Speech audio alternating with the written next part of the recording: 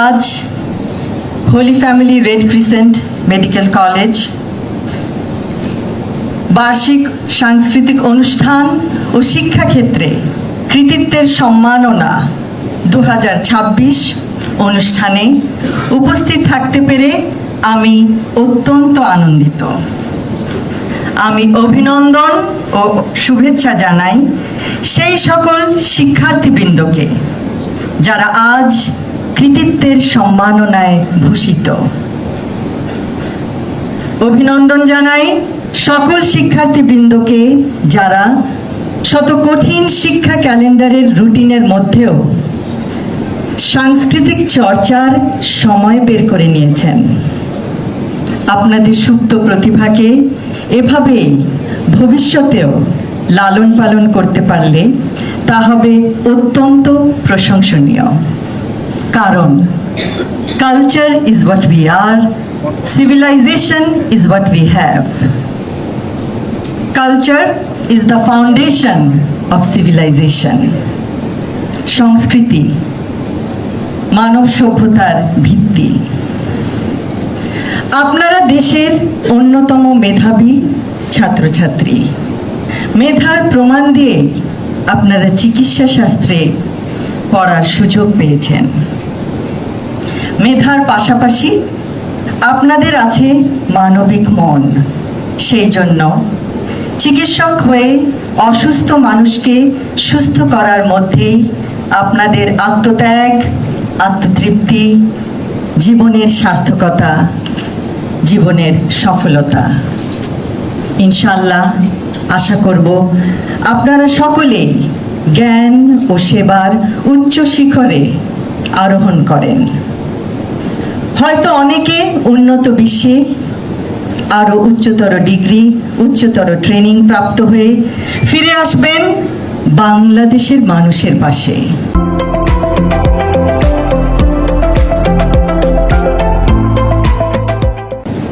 তার সংকটময় সময়ে তাকে সান্ত্বনা দিতে, তাকে চিকিৎসা দিতে।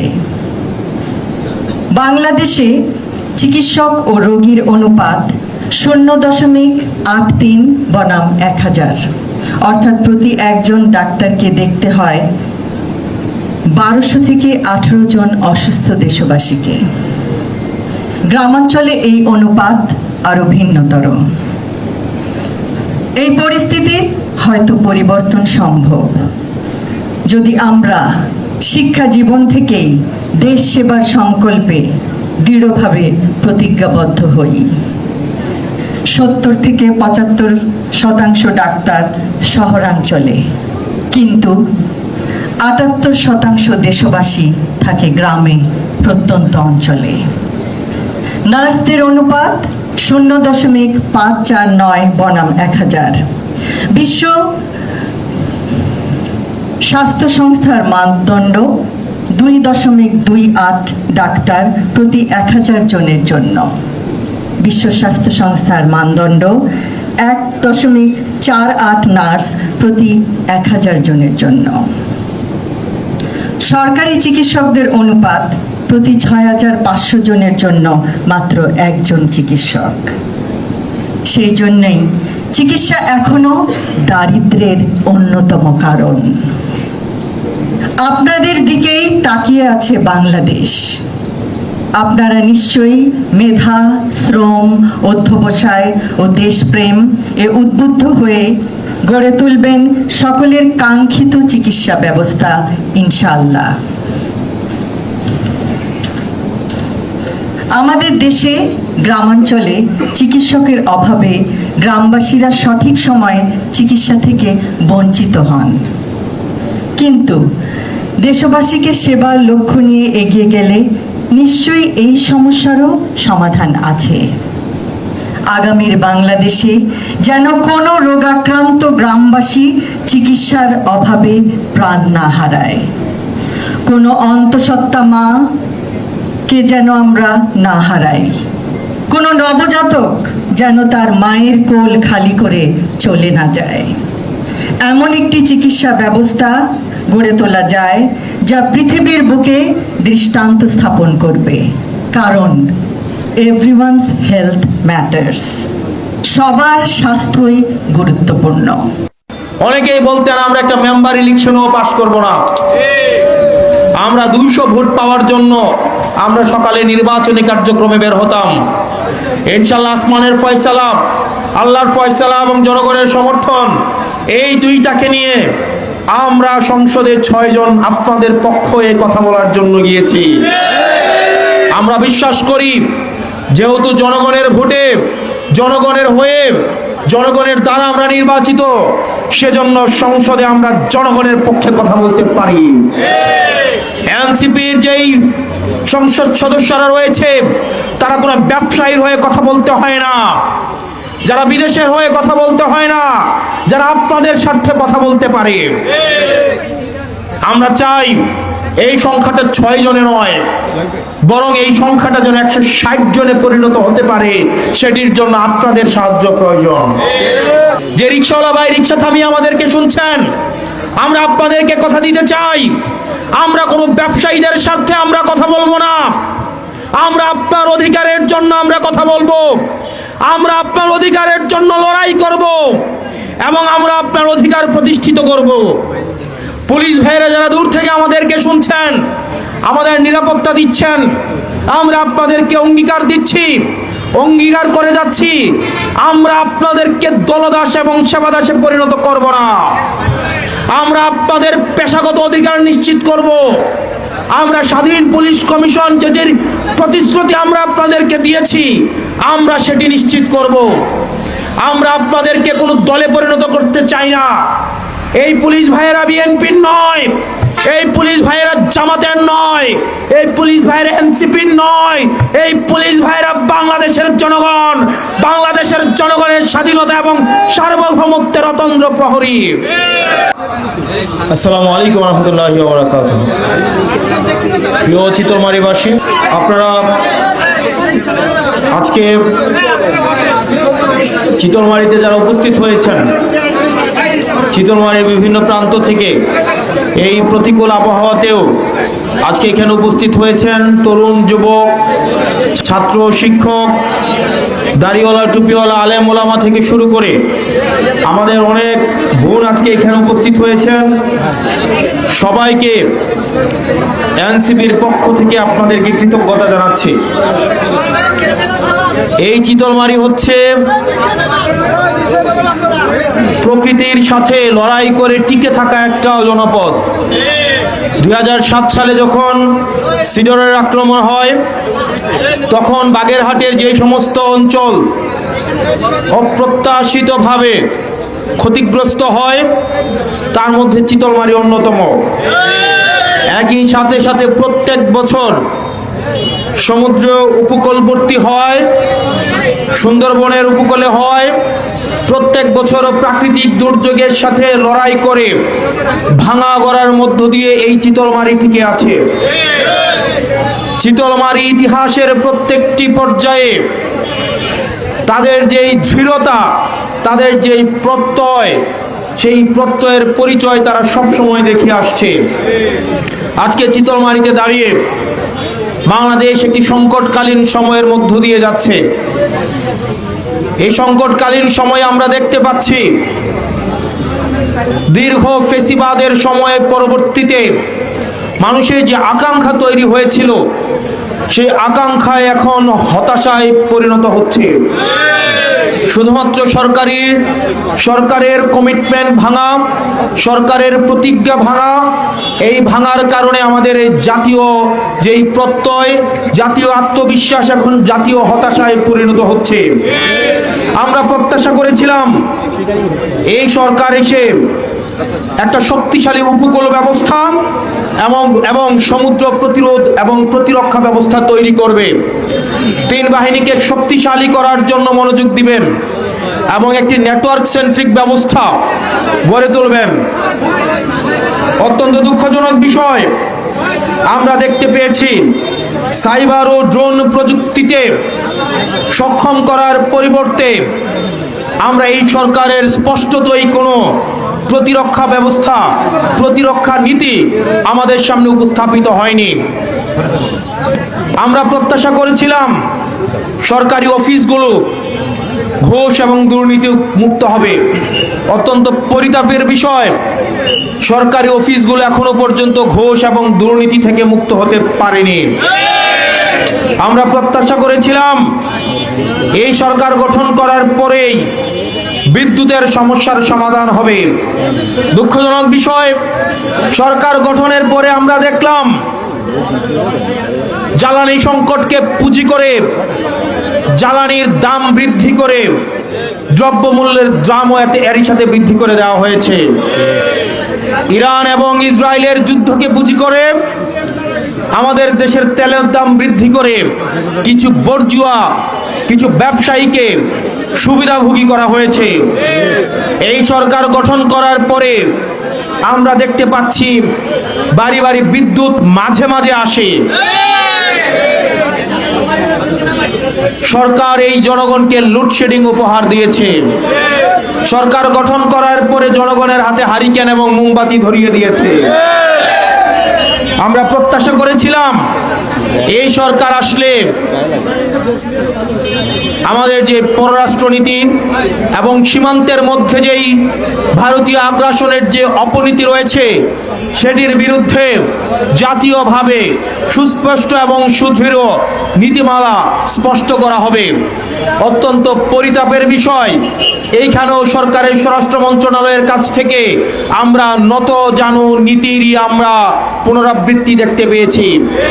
আমরা দেখতে পেয়েছি আওয়ামী লীগ সরকারের পররাষ্ট্রমন্ত্রী যে ভাষায় কথা বলতেন ঠিক একই ভাষায় এই সরকারের স্বরাষ্ট্রমন্ত্রী বর্ডার কিলিংকে বৈধতা দিয়েছে। তবে বর্ডারে আমাদের বিজেপির ভাইরা যেই দৃঢ়তার সাথে তারা তাদের দায়িত্ব পালন করেছে সেটির জন্য আমরা এনসিপির পক্ষ থেকে বিজেপির ভাইদেরকে আমরা কৃতজ্ঞতা জানাই। বিজেপির ভাইয়েরা অত্যন্ত দৃঢ়তার সাথে ভারতের পুশিন কার্যক্রমকে তারা ঠেকাতে তাদের জায়গা থেকে তারা দায়িত্বশীলতার পরিচয় দিয়েছে। সেই জায়গা থেকে বর্ডার গার্ড বাংলাদেশকে এনসিপির পক্ষ থেকে আমরা আন্তরিক কৃতজ্ঞতা এবং তাদের পেশাদারী দায়িত্বকে আমরা সশ্রদ্ধে আমরা স্মরণ করছি।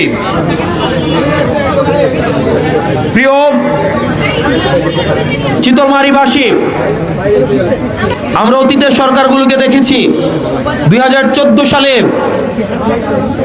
আওয়ামী লীগ সরকার কোনো নির্বাচন করে নাই।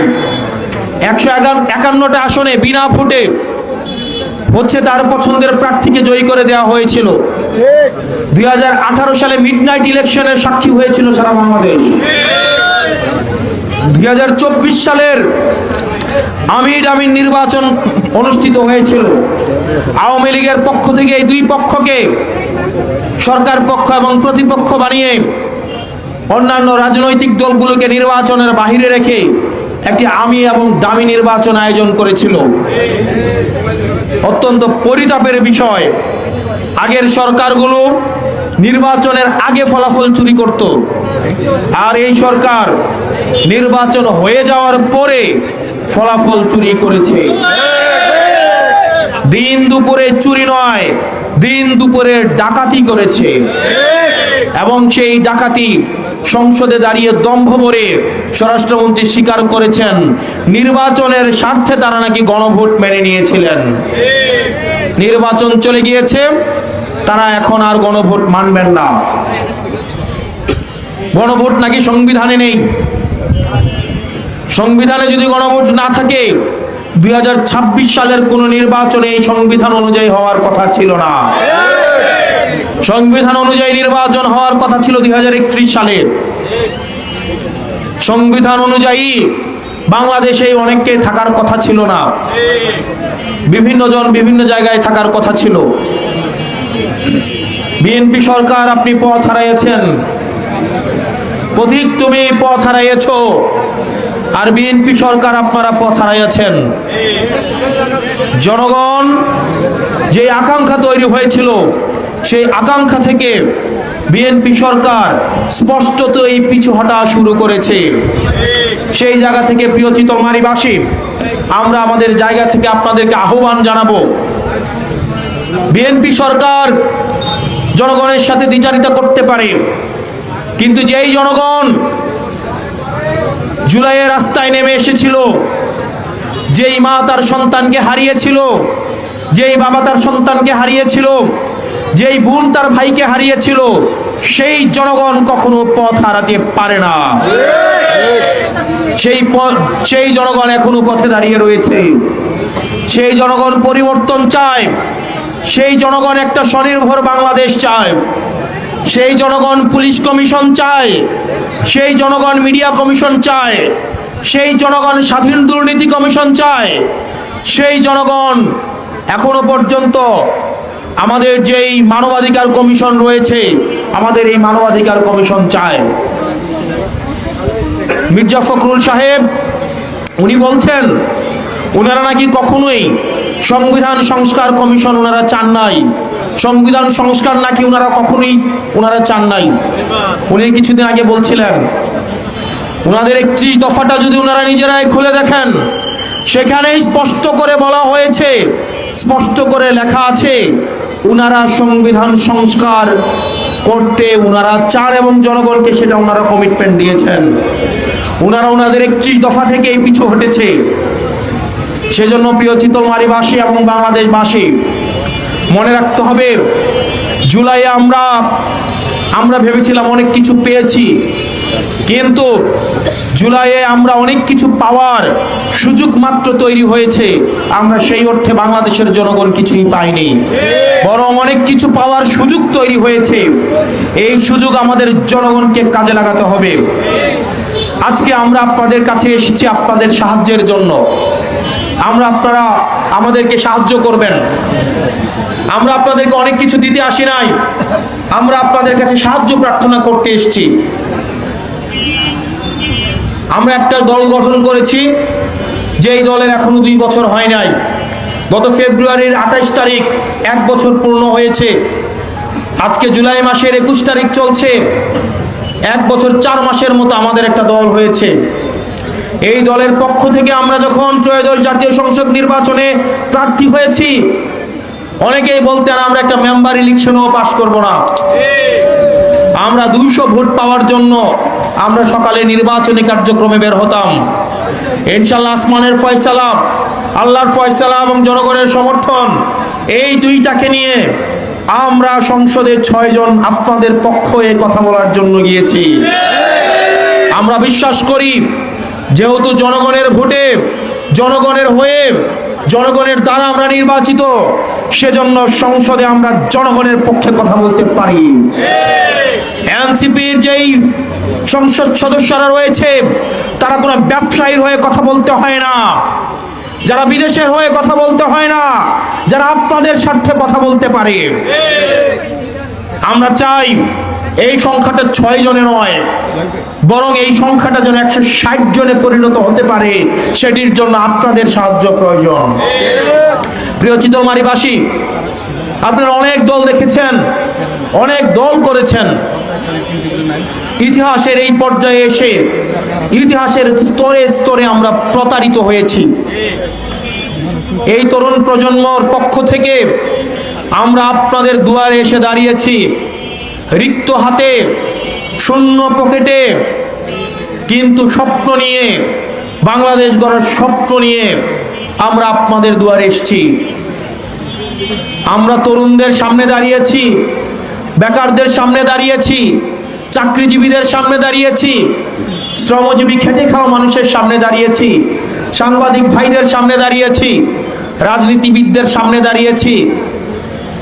আমরা আপনাদের সামনে এক নতুন বাংলাদেশের স্বপ্ন নিয়ে আপনাদের সামনে দাঁড়িয়েছি। আমরা বিশ্বাস করি আপনারা আমাদেরকে নিরাশ করবেন না। আমরা চাই আমাদের এই সংগঠনের বিস্তার করার জন্য, এই সংগঠন বাংলাদেশের প্রত্যেকটা ঘরে ঘরে, প্রত্যেকটা গ্রামে, প্রত্যেকটা ওয়ার্ডে, প্রত্যেকটা ইউনিয়নে এবং উপজেলায় পৌঁছে দিতে আপনাদের নিরঙ্কুশ সমর্থন আমাদের প্রয়োজন। আজকে আপনারা এইখান থেকে যারা ফিরে যাবেন, প্রত্যেকটা গ্রামে অন্তত একটা মানুষ আমাদের এনসিপির বার্তাটা আপনারা পৌঁছে দিবেন, ভবিষ্যতের কাছে পৌঁছে দিবেন, স্কুল কলেজের বাচ্চাদের কাছে পৌঁছে দিবেন, আমার মায়েদের কাছে পৌঁছে দিবেন, নারীদের কাছে পৌঁছে দিবেন যারা ইতিহাসের প্রত্যেকটা স্তরে তারা তাদের অধিকার থেকে বঞ্চিত। যেই নারীদের সম্মান শুধুমাত্র নির্বাচনের আগে বৃদ্ধি পায়, নির্বাচনের আগে নারীদের দাম বৃদ্ধি পায়, তাদের ঘরে ঘরে গিয়ে পায়ে পায়ে পড়ে তাদের তখন মূল্যায়ন হয়, কিন্তু নির্বাচনের পরে আমাদের নারীদের আর মূল্যায়ন করা হয় না। তাদের সিদ্ধান্ত গ্রহণ প্রক্রিয়ায় তাদেরকে যুক্ত করা হয় না। আমরা ওই নারীদের কাছে আমাদের বার্তা পৌঁছে দিবেন, তাদের সন্তানরা তাদের হয়ে আজকে এই চিতলমারিতে এসেছে, আমরা তাদের অধিকার প্রতিষ্ঠিত করতে চাই। যে রিক্সাওয়ালা ভাই রিক্সা থামিয়ে আমাদেরকে শুনছেন, আমরা আপনাদেরকে কথা দিতে চাই, আমরা কোনো ব্যবসায়ীদের স্বার্থে আমরা কথা বলবো না। আমরা আপনার অধিকারের জন্য আমরা কথা বলবো, আমরা আপনার অধিকারের জন্য লড়াই করব এবং আমরা আপনার অধিকার প্রতিষ্ঠিত করব। পুলিশ ভাইরা যারা দূর থেকে আমাদেরকে শুনছেন, আমাদের নিরাপত্তা দিচ্ছেন, আমরা আপনাদেরকে অঙ্গীকার দিচ্ছি, অঙ্গীকার করে যাচ্ছি, আমরা আপনাদেরকে দলদাস এবং সেবাদাসে পরিণত করব না। আমরা আপনাদের পেশাগত অধিকার নিশ্চিত করব। আমরা স্বাধীন পুলিশ কমিশন যেটির প্রতিশ্রুতি আমরা আপনাদেরকে দিয়েছি, আমরা সেটি নিশ্চিত করব। আমরা আপনাদেরকে কোনো দলে পরিণত করতে চাই না। এই পুলিশ ভাইয়েরা বিএনপির নয়, এই পুলিশ ভাইয়েরা জামাতের নয়, এই পুলিশ ভাইয়েরা এনসিপির নয়, এই পুলিশ ভাইয়েরা বাংলাদেশের জনগণ, বাংলাদেশের জনগণের স্বাধীনতা এবং সার্বভৌমত্বের অতন্দ্র প্রহরী। আমরা মিডিয়ার ভাইদেরকে কথা দিচ্ছি, আমাদের রাজনৈতিক দল আপনাদের অধিকারও প্রতিষ্ঠিত করবে। আপনারা, আমরা জানি, আপনাদেরকে দিয়ে, আপনাদেরকে ওয়েপনাইজ করে মিডিয়া মাফিয়া তাদের স্বার্থ সংরক্ষণ করে, আমরা এই মিডিয়া মাফিয়াদের থেকে আপনাদের অধিকার আদায় করব। এই মিডিয়ার ভাইরা যারা রয়েছে তাদেরকে 3000-5000 টাকা বেতন দেওয়া হয়, তাদের অধিকার বঞ্চিত করা হয়, তাদের শোষণ নিষ্পেষণ করা হয়, কিন্তু এই মিডিয়ার নিরলস সাংবাদিকরা একটা কথা বলতে পারে না, কারণ তাদের চাকরিচ্যুত করা হয়। আমরা এই মিডিয়ার ভাইদেরকে কথা দিচ্ছি, আমরা এমন এক রাজনৈতিক দল গঠন করেছি যে এই রাজনৈতিক দল সকল শ্রেণী পেশার মানুষের অধিকার আদায়ের জন্য আমরা অঙ্গীকারবদ্ধ। সেজন্য আমরা আপনাদের সাহায্য কামনা করি। আপনারা আমাদেরকে সাহায্য করবেন তো? আপনারা আমাদেরকে সাহায্য করবেন তো? অনেকেই হয়তো বলতে পারেন, আমাদের স্থানীয় সংসদ সদস্য এখানে উপস্থিত হয়েছেন, আমরা আমাদের জায়গা থেকে এনসিপির পক্ষ থেকে ওনাকে শুভেচ্ছা এবং অভিনন্দন জানাই। রয়টার্সের শেখ হাসিনা সরাসরি টেলিফোন আলাপে সাক্ষাৎকার দেওয়ার পরে ডিসেম্বরে তিনি ফিরবেন এই কথা বলার পরে বাংলাদেশ সহ গোটা বিশ্বে যখন এক ধরনের মিডিয়া উত্তেজনা চলছে, গণমাধ্যম উত্তেজনা চলছে, সারা পৃথিবীর গণমাধ্যমে এই খবরগুলো রিপিটেডলি প্রকাশ করা হচ্ছে। শেখ হাসিনার ব্যাপারে বাংলাদেশের কোন মন্ত্রী কি বলছেন, বাংলাদেশের সরকার গণমাধ্যমের উপরে কি চাপ সৃষ্টি করছে, এই ব্যাপারগুলো রিপিটেডলি আন্তর্জাতিক গণমাধ্যমে যখন খবর হচ্ছে, তখন পর্যন্ত গতকালকের আগ পর্যন্ত ভারত নিশ্চুপ ছিল, ভারতের কোনো বক্তব্য পাওয়া যায়নি। কিন্তু অবশেষে ভারত সরকার মুখ খুলেছে শেখ হাসিনার এই বক্তব্য এবং শেখ হাসিনার ফেরা বিষয়ে। ভারত সরকার যখন মুখ খুলল তখন এটা কিন্তু খুবই গুরুত্বপূর্ণ একটা ব্যাপার যে তারা কি বলতে চাইলো। ভারতের পররাষ্ট্র মন্ত্রণালয়ের মুখপাত্র রণধীর জসওয়াল তিনি ব্রিফিং এ এই ব্যাপারে মন্তব্য করেছেন। কি বললেন তিনি, পাশাপাশি ভারতীয় সাংবাদিকরা কি বলছেন শেখ হাসিনার ফেরা না ফেরা নিয়ে। কলকাতার সিনিয়র সাংবাদিক সুবীর ভৌমিক সাম্প্রতিক সময়ে গতকালকেই আমরা দেখেছি একটি অনলাইন গণমাধ্যমে তিনি একটা দীর্ঘ সাক্ষাৎকার দিয়েছেন এবং সেখানে তিনি দাবি করেছেন যে অজিত দোভাল ভারতের নিরাপত্তা উপদেষ্টা সহ নিরাপত্তা সেক্টরের যত ঊর্ধ্বতন কর্মকর্তা রয়েছে তাদের অনেকের সঙ্গে কথা তিনি বলেছেন এবং ভেতরের অনেক তথ্য তিনি জানেন। কি সেই তথ্য, চলুন একটু ছোট্ট করে জেনে দেখার চেষ্টা করি এই ভিডিওতে। দর্শক, বলছিলাম শেখ হাসিনার ফেরা না ফেরা নিয়ে অবশেষে ভারত সরকার মুখ খুলেছে, কিন্তু মুখ কতটা খুললো সেটা একটা বড় বিষয়। মুখ কি অনেক বড় করে খুললো, অনেক বেশি তথ্য আসলো, নাকি সামান্য একটু একটা দুইটা বাক্যে আমাদেরকে অনেক কিছু বুঝে নিতে হবে? ভারত সরকার এ পর্যন্ত যতবার শেখ হাসিনা এবং বাংলাদেশ নিয়ে শেখ হাসিনা সরকার পতনের পরে মন্তব্য করেছে, প্রায় প্রতিবারই তারা ইনক্লুসিভ রাজনীতির কথা বলেছে। তার মানে আওয়ামী লীগের রাজনীতির উপরে যে নিষেধাজ্ঞা রয়েছে সেটা ভারত চায় না, এই বক্তব্যটা বারবার এসেছে। এবার শেখ হাসিনার প্রসঙ্গ সংক্ষেপে রণধীর জয়সওয়াল যেটা বলেছেন সেটা চলুন আলোচনা করি। ইন্ডিপেন্ডেন্ট টেলিভিশনের এই শিরোনামটা দেখে নিন। সেখানে বলা হচ্ছে, শেখ হাসিনার ফেরার বিষয়ে যে প্রতিক্রিয়া দিল ভারত। ক্ষমতাচ্যুত প্রধানমন্ত্রী শেখ হাসিনার দেশে ফেরার পরিকল্পনার বিষয়ে অবশেষে প্রতিক্রিয়া জানিয়েছে ভারত। দেশটির পররাষ্ট্র মন্ত্রণালয়ের মুখপাত্র রণধীর জয়সওয়াল সাংবাদিকদের বলেছেন, এই ব্যাপারে অর্থাৎ শেখ হাসিনার ব্যাপারে ভারতের অবস্থান এতটুকু নড়চড় হয়নি। ভারতের অবস্থান আগে যা ছিল এখনো তাই আছে। তাহলে এখন প্রশ্ন করা যেতেই পারে যে আগে কি ছিল ভারতের অবস্থান? আগে খুবই স্পষ্ট বার্তা ছিল ইউনূসের জামানায়, সেটা হচ্ছে যে শেখ হাসিনাকে তারা ফেরত দিতে চায় না। কখনোই সরাসরি বলেনি, কিন্তু তাদের কথার সারমর্ম সেটাই দাঁড়ায়, শেখ হাসিনাকে কোনোভাবেই তারা ফেরত দিতে চাইবেন না, চায় না। রণধীর জয়সওয়ালের আরেকটু বিস্তারিত জানি। 24শে যে আগস্টে চলে গেলেন শেখ হাসিনা, সম্প্রতি রয়টার্সে যে সাক্ষাৎকার দিয়েছেন সেটা নিয়ে আরো বেশি মানে আগ্রহ তৈরি হয়েছে মানুষের। রণধীর জয়সওয়াল বলেছেন যে আমাদের অবস্থানে কোনো পরিবর্তন হয়নি, যে কোনো প্রত্যর্পণ একটি আইনি বিষয় এবং এটি সেই অনুযায়ী মোকাবেলা করা হবে। এই যে ব্যাপারটা, অর্থাৎ তিনি বলছেন যে যে কোনো প্রত্যর্পণ একটা আইনি বিষয়, ব্যাপারটা আইনের মাধ্যমেই সমাধান করা হবে। এই বক্তব্যই প্রমাণ করে এর আগে একাধিকবার বলা হয়েছে যে এই প্রত্যর্পণ চুক্তি এটা আইনি অনেক বাজ বিচারের ব্যাপার আছে, আদালতের ব্যাপার রয়েছে, এটা অত সহজ ব্যাপার না। এই ব্যাপারে ইউনূসের জামানায় তো এটা ব্যাপারে মানে কোনো কথাই বলেনি, শুধুমাত্র বলেছে এই ব্যাপারে আমাদের কোনো ভাবনাই নেই। ইউনূসের সরকারকে একেবারে অ্যাভয়েড করে গেছে। বিএনপি সরকার ক্ষমতায় আসার পরে তারা এই ব্যাপারে একটু মুখ খোলা শুরু করেছে, যেখানে তারা আইনের মানে কথা বলছে বারবার, এবং এই আইনের কথা বলে দেয় যে শেখ হাসিনার ব্যাপারে তাদের আগের অবস্থান, অর্থাৎ শেখ হাসিনাকে বাংলাদেশে তারা ফেরত পাঠাতে চায় না।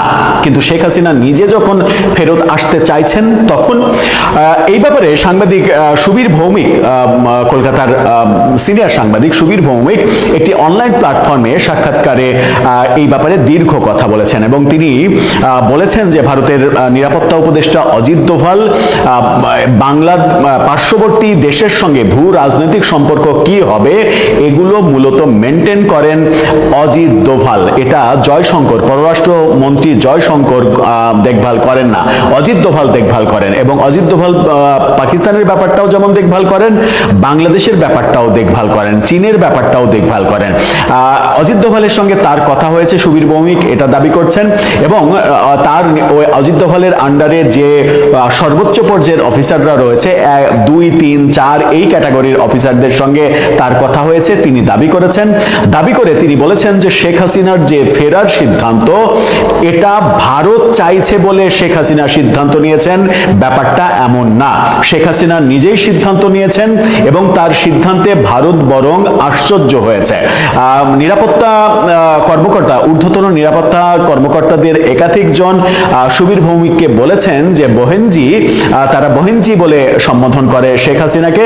বহেনজি যে ফেরত যাওয়ার ঘোষণা দিয়েছে এটা তো একটা মারাত্মক ব্যাপার, একটা তো ম্যাসাকার হতে পারে, এবং সেই ক্ষেত্রে মানে পাকিস্তানের প্রসঙ্গ এসেছে, বেনজির ভুট্টো সেই প্রসঙ্গ এসেছে, এবং পাকিস্তানকে নিয়ে তারা বেশি সব থেকে মানে শঙ্কায় রয়েছে, পাকিস্তানি আইএস এর শঙ্কায় রয়েছে, এবং তাদের মধ্যে একটা ব্যাপার চিন্তা হচ্ছে যে শেখ হাসিনা যখন ফিরবেন তখন বিমানবন্দরেই তাকে আইএস এর মানে বাহিনী টার্গেট করে বসে কিনা, কিংবা যে কোনো একটা জায়গায় বিমানবন্দর থেকে তাকে নিয়ে যাওয়ার এই পথে তাকে যদি টার্গেট করে বসে মেরে দেওয়ার ব্যাপার ঘটায়, সেই নিরাপত্তা শঙ্কায় মূলত ভারতের নিরাপত্তা যে সেক্টর সেই সেক্টরের মানুষগুলো ভাবছেন। তবে সুবীর ভৌমিক এটুকু দাবি করছেন যে শেখ হাসিনার যে ফিরতে চাওয়া, এটার মধ্যে কোনো মিথ্যা কিছু নেই। শেখ হাসিনা নিজেই ঘোষণা দিয়েছেন এবং নিরাপত্তা উপদেষ্টা অজিত দোভালকে তিনি কনভিন্স করেছেন যে তিনি ফিরবেন এবং তার ফেরাটা যেন নিরাপদ হয় সেটা নিয়ে এখন ভারত ভাবছে। তার মানে ভারত যে শেখ হাসিনাকে প্রত্যার্পণ না করে কৌশলে বলেছে যে আপনি ফিরে যান, মানে আপনাকে আমরা রাখবো না, ব্যাকডোরে এরকম আলোচনার যে মানে আলোচনাগুলো চলছে বাইরে, সেগুলোর মানে সত্যতা সুবীর ভৌমিক অস্বীকার করছেন। তিনি বলছেন যে এটা শেখ হাসিনার একান্ত ব্যক্তিগত সিদ্ধান্ত এবং তিনি সবকিছু বুঝে শুনে এই সিদ্ধান্ত নিয়েছেন এবং তিনি এটাও বলেছেন যে তার আন্তর্জাতিক যে যোগাযোগ, সেই যোগাযোগ বেড়েছে এবং এই তথ্যও তিনি দিয়েছেন যে সামনে সেপ্টেম্বর নাগাদ ব্রিক্সের সামিট রয়েছে ভারতে। ব্রিক্সের এখন মানে চেয়ার পারসন ভারত এটার সভাপতি।